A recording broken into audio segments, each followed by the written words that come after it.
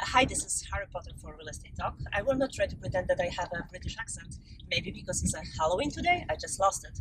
Or maybe because I can talk to snakes the same way today I just get the Polish sexy accent. So as much as I believe in unicorns, I believe in magic, I don't know much about ghosts. That's why I have an expert with me today.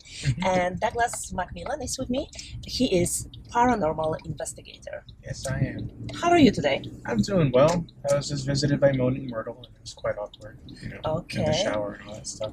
Can you tell me about your job? What you do? It's your full-time job, actually? Basically, yes. I'm a paranormal investigator, so essentially people give me, they come up to me with phone calls, or they give me emails, send me emails, and then they ask me to come and investigate their home or business to address whatever concerns they have. Sometimes they're scared, sometimes they're curious. On how many cases are you working right now? Right now, 3. Okay, is it? Do you work only in New York, or do you travel to other states? New York and New Jersey for the most part. Okay, you know, when I'm not Harry Potter, I do real estate. Do it ever happen that people would be buying house and they will call you to make sure that they are not buying it with an extra guest? I haven't had anybody call me preemptively, but shortly after people have moved into their houses, that's when actually, between move-ins and renovations, those are the times when people get the most activity in their homes. And I can imagine that most of the time when they are calling you, they would say, you can't imagine, you may think that I'm crazy, but... And then how often they are really crazy? How often something is there? Invariably, they say that to me, and invariably I respond with, I've heard it all. Nothing that you can say to me is going to sound crazy for the most part. Okay, so actually, that's the first time that I record the episode second time. We met last week. We recorded an entire episode. Yep. I went home, I tried to edit it, and there was no audio. That's very strange. How would you explain that? I mean, I'm glad that after this I was recording something and there was an audio. So obviously it's not me, it's not my car, it's me, obviously. So to do this job, do you have to have some special skills, or is it something that you can learn? Depends on which track you want to go with it. You can either go as a paranormal investigator, which is what I do. I don't have any special skills, basically. I mean, you can call me a little bit of a sensitive. Okay. But I'm not a medium, not a psychic or anything like that. I rely on empirical data. And then the other way is if you're born with the ability to be a medium, which is very, very, very, very rare, to the point where I haven't even met a legitimate medium in my entire life. But those are the 2 ways you can go about it. So if you want to be a medium, you have to have the ability to do so. It's not really a learned skill. But to be a paranormal investigator, you just need, a couple of pieces of equipment, a little bit of dedication. What kind of equipment? How it works? Like from the beginning, somebody call you and say, I can hear something. Then what? I basically put them through a couple of screenings where I try to determine whether or not they are possibly mentally ill in some way.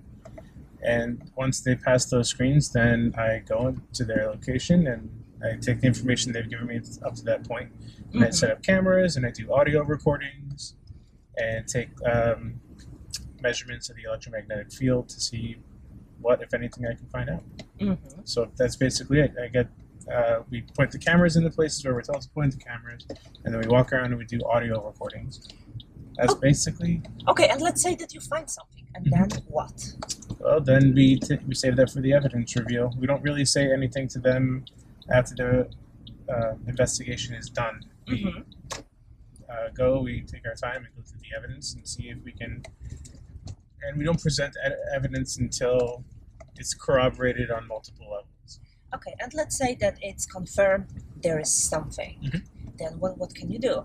You would just tell them you have to move out and leave the house for whoever is living there already? Well, it depends on what the nature of the evidence is. If it seems to be malevolent, then I go one path of it. I have a demonologist in my association. So, is it actual profession? A demonologist? Yes.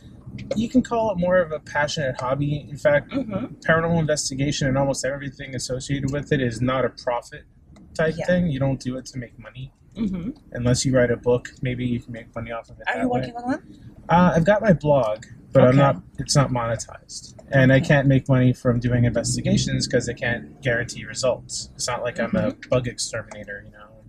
Okay, yeah. So So in New York, there are a few places like, let's say, Tudor City, that they would say there are ghosts over there.